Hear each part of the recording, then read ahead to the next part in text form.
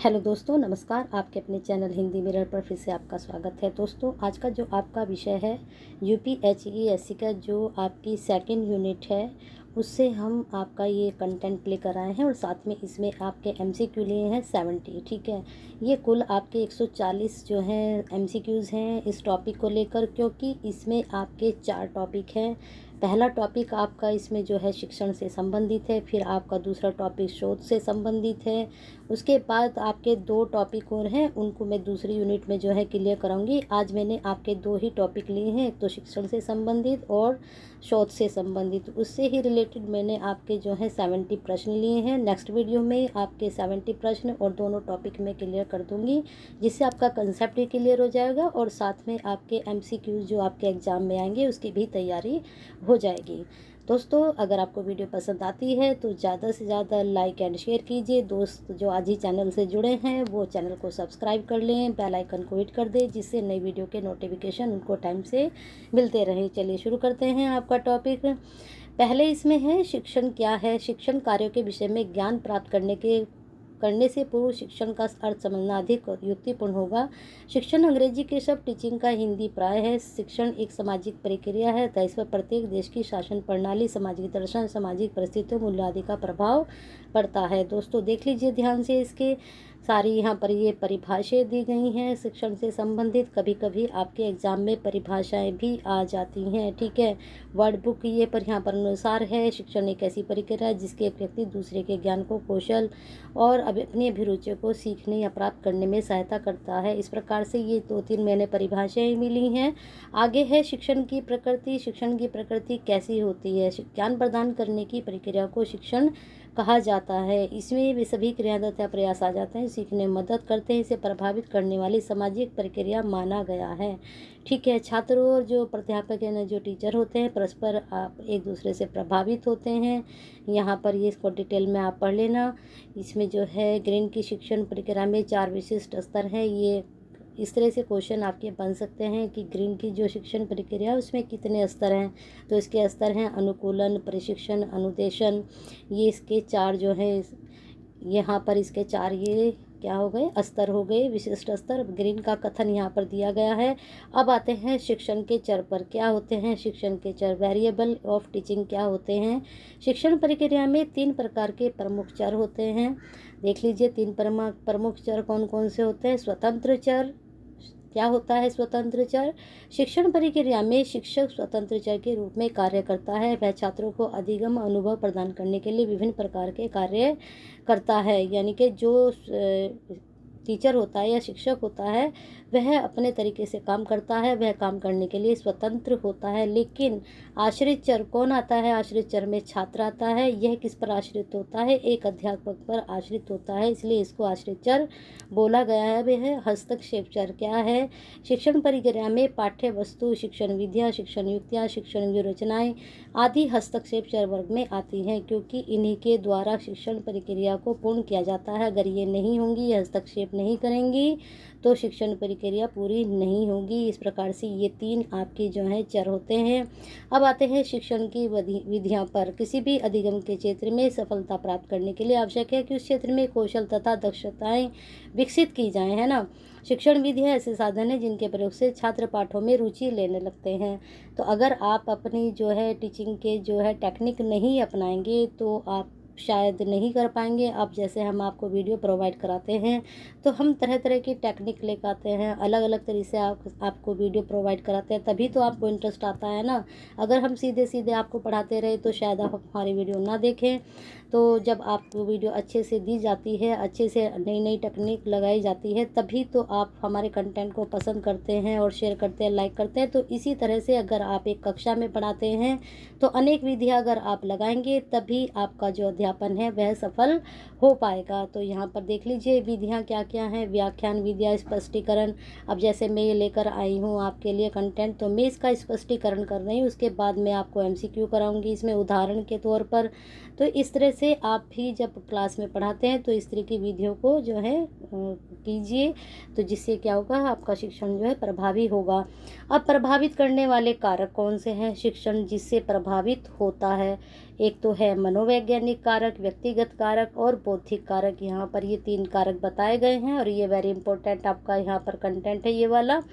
मनोवैज्ञानिक कारक क्या हैं, यहाँ इसको आप डिटेल में पढ़ सकते हैं। इसके निम्न प्रकार हैं, कौन कौन से होते हैं। एक तो मनोभाव योग्यता, अभिरुचि, प्रवृत्ति, अनैच्छिक व्यवहार तथा मनोग्रंथि, ये मनोवैज्ञानिक कारक हैं। ठीक है, आगे चलते हैं। व्यक्तिगत कारक क्या है। व्यक्तिगत कारकों के कारण ही शिक्षण कार्य काफ़ी प्रभावित होता है। कुछ प्रमुख व्यक्तिगत कारक इस प्रकार हैं। पारिवारिक परिस्थितियाँ और विद्यालय परिस्थितियाँ।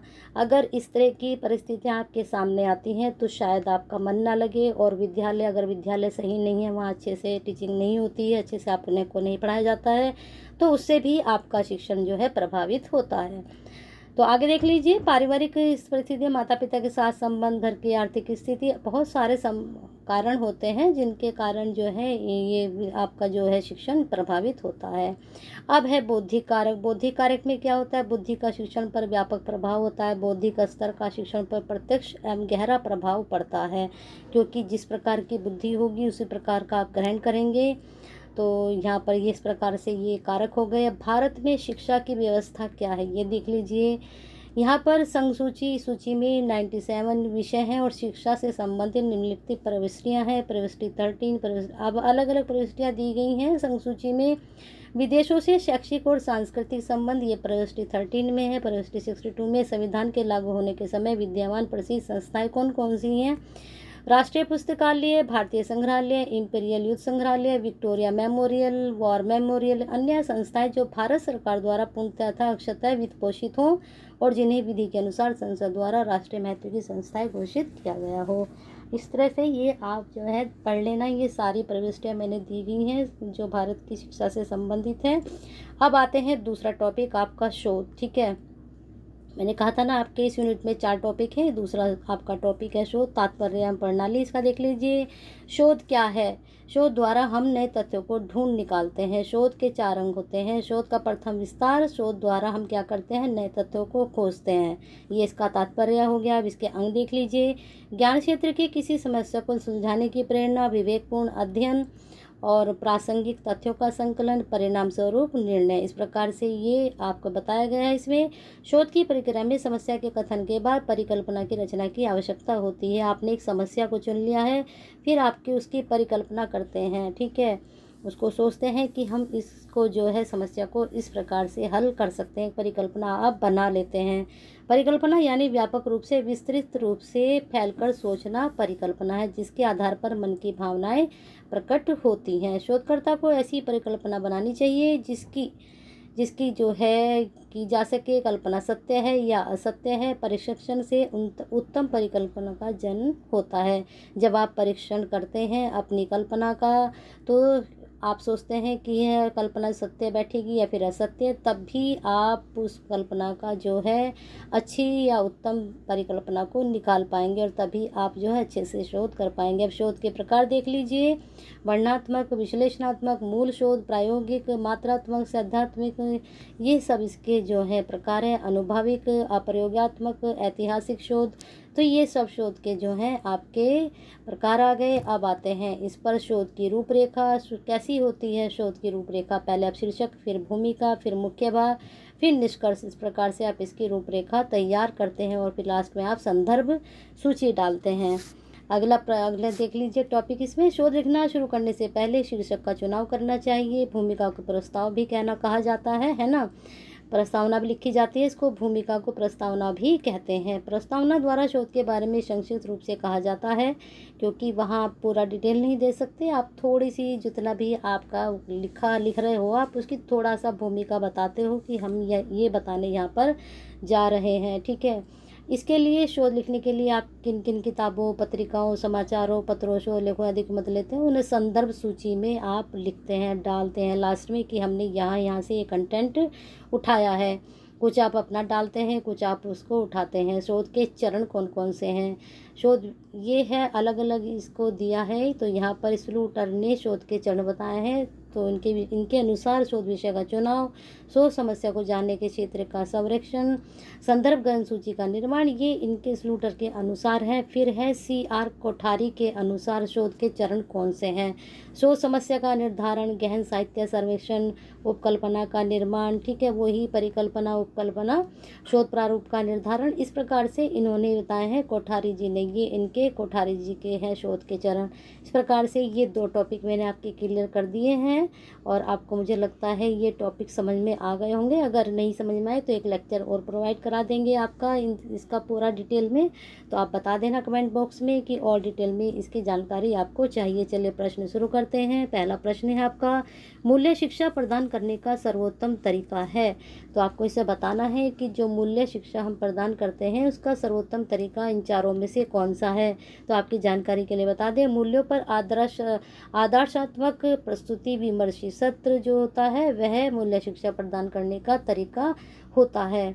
चलिए आगे चलते हैं। दी गई मूल्यांकन प्रक्रियाओं में उसे पहचान कीजिए जिसको निर्माणात्मक मूल्यांकन कहा जाता है। नीचे दिए गए कूट का प्रयोग करते हुए अपने उत्तर को चुनिए। तो बताइए दोस्तों, इसमें आपका उत्तर कौन सा हो जाएगा।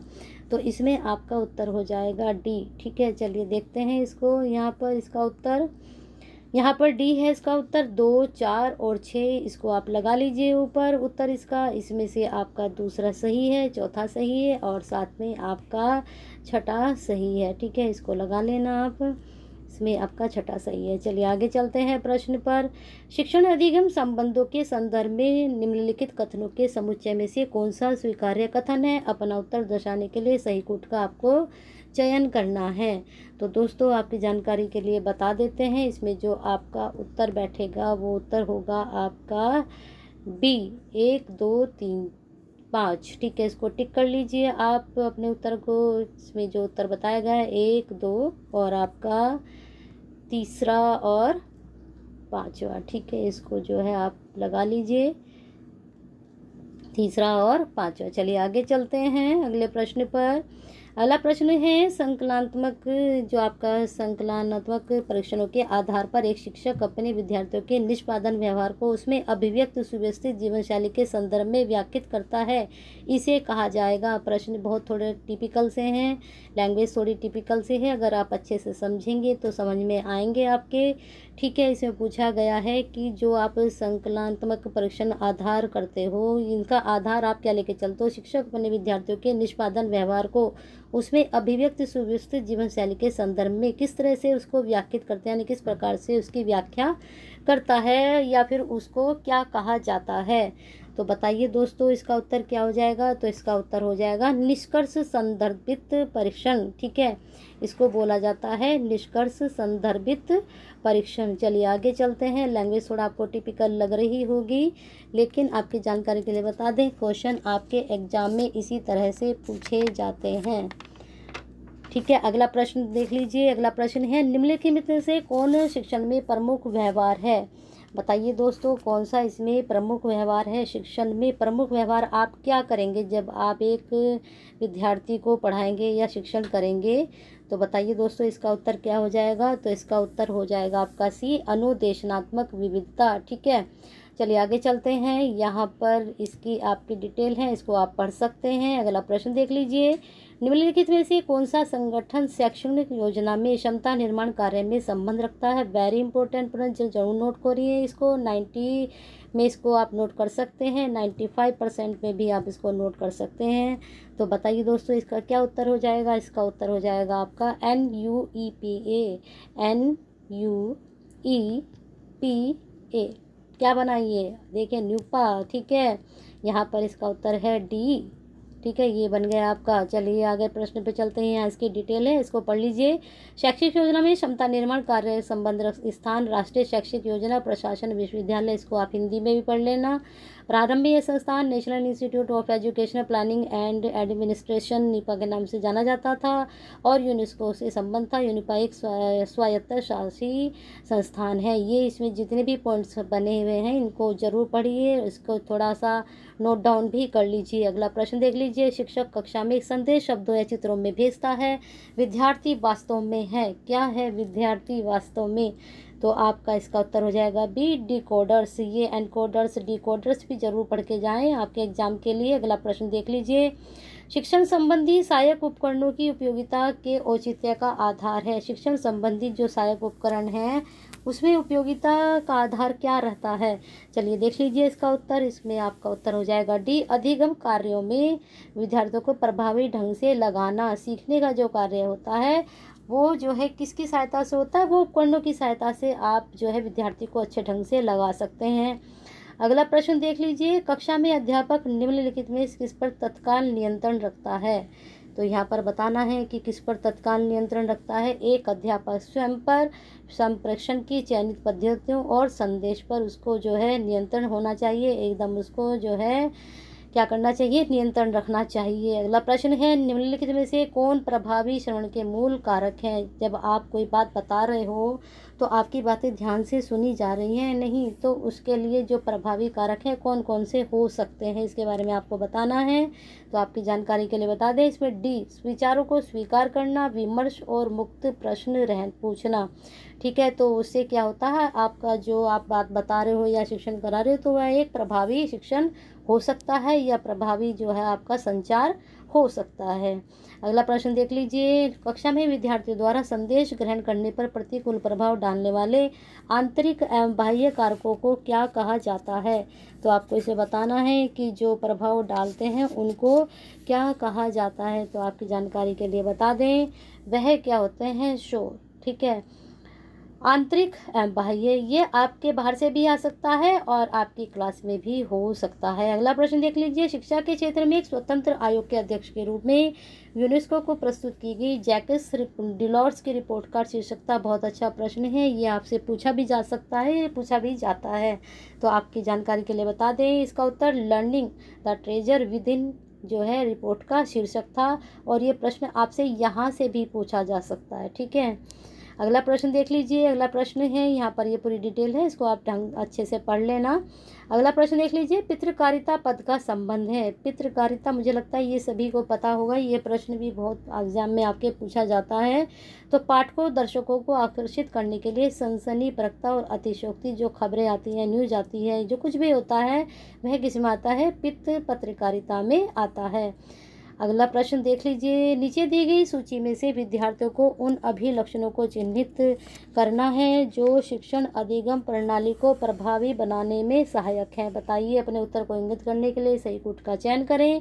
तो यहाँ पर ये कूट वाला प्रश्न है, यहाँ पर ये 6 इसमें जो प्रभावी बनाने के जो है आपकी प्रणाली बताई गई हैं, तो इसमें कौन कौन सी हो सकती हैं ये हमें देखना है।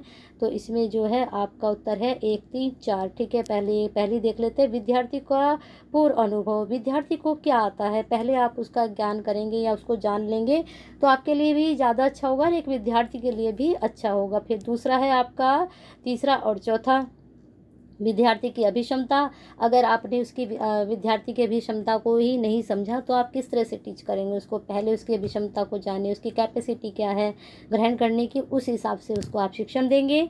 फिर है विद्यार्थी के विकास की अवस्था, वह किस तरह से विकास कर रहा है, इसकी अवस्था को भी आपको समझना होगा।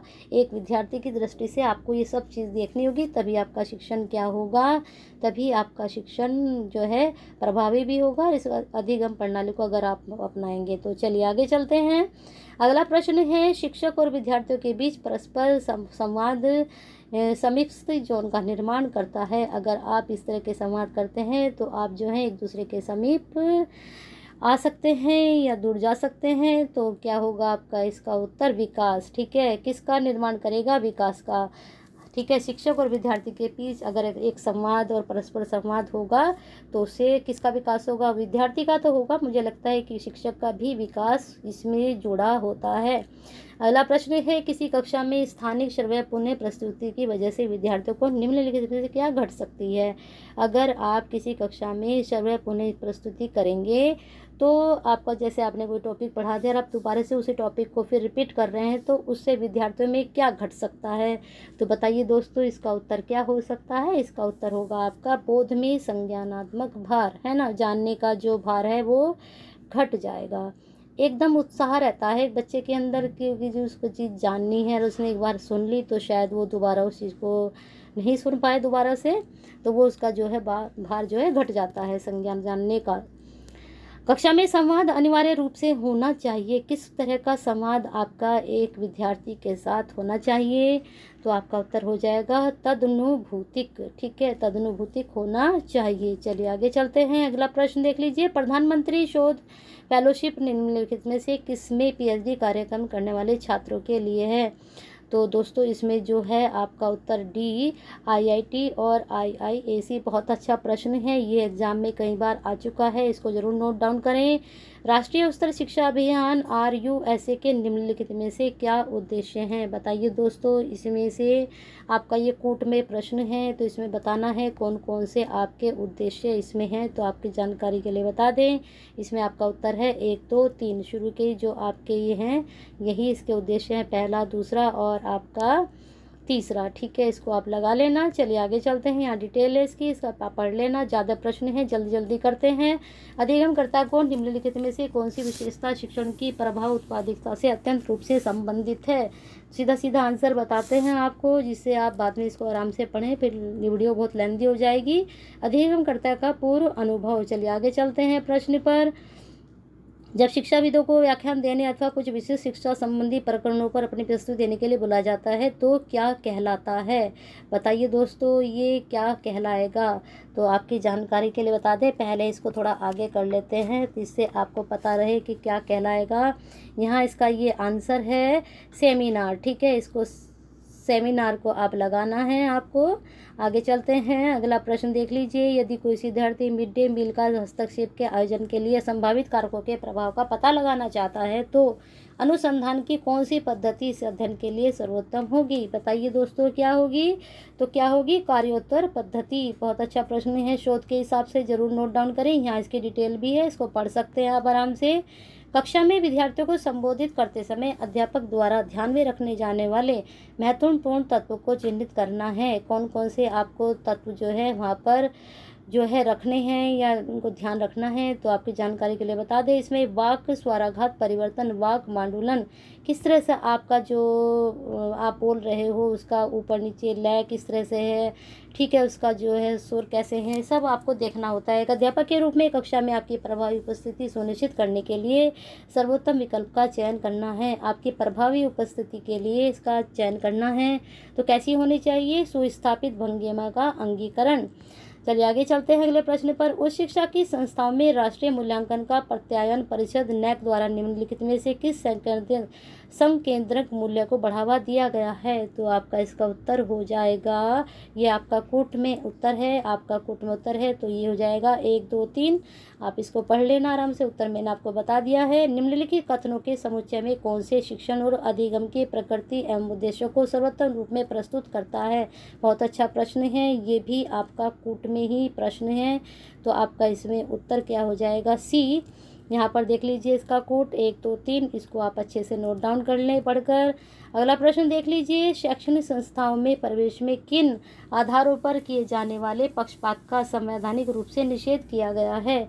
बहुत अच्छा प्रश्न है, ये जरूर नोट डाउन करें, ये भी आपका कूट में है, तो बता देते हैं आपके कूट का इसका उत्तर क्या हो जाएगा।